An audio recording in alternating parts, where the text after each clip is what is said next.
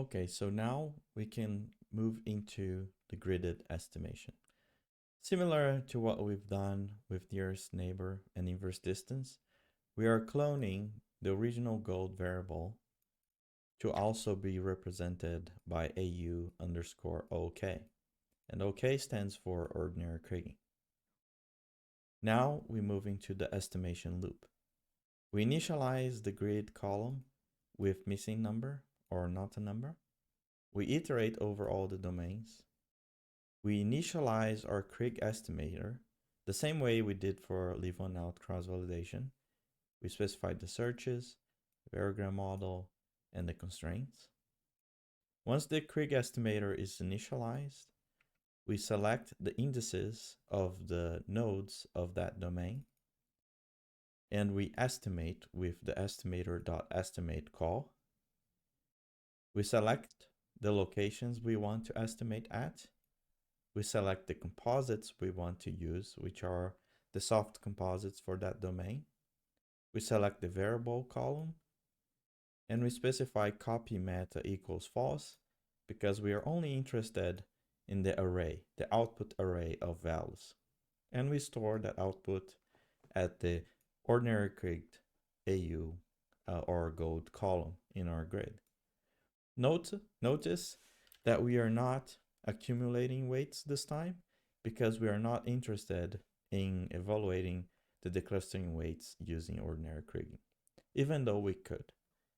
The last line here is just to make sure that we estimated every grid node and there's no missing number left. Similar to what we've done for nearest neighbor and inverse distance, we also look at the plan view section for our Krige model. In this case, we can see the composites, the estimated blocks, and the outline of the shell. So everything looks okay. Let's move into some 3D visualizations.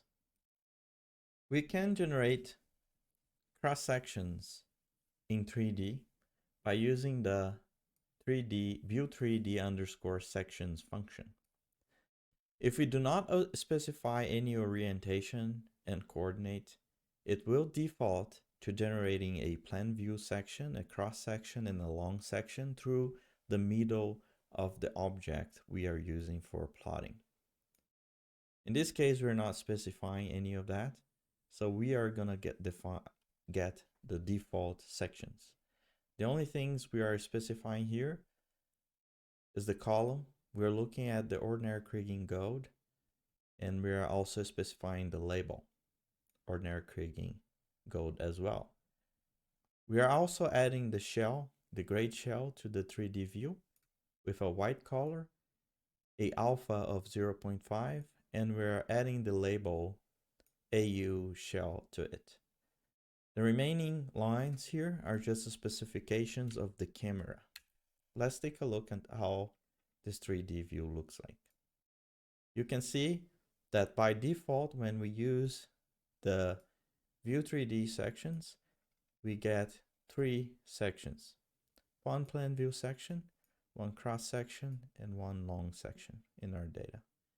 And those are aligned with the grid. We also see that we have the grade shell here as well. The cross sections are actually aligned with the coordinate axis, not the grid direction. The estimation we just demonstrated is very simplistic. It does not take into consideration any kind of calibration. There are other examples within the RMSP documentation that demonstrates how to calibrate the estimates to a reference model or maybe a target variance from a change of support model.